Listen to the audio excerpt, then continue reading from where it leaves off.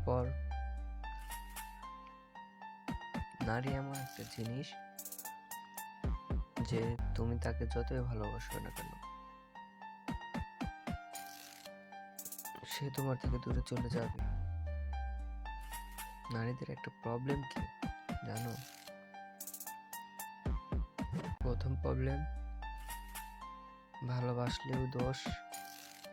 দ্বিতীয় প্রবলেম, না বাসলেও দোষ।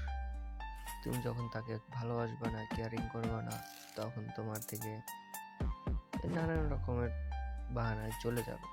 যখন তুমি অতিরিক্ত ভালোবাসবে, তোমার দুর্বলতা সে জানতে পারবে, তখন সেও তোমাকে বলবে তো এই তো পাগল হয়ে গেছে আমার লেগে।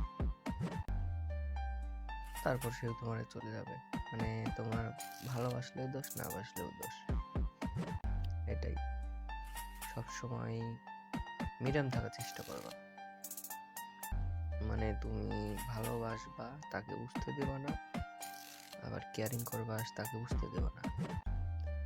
কিরে ভাই, তুমি পুরুষ, তুমি কেন মেয়ের জন্য পাগল হবা? মেয়ে তোমার জন্য পাগল হতে হবে?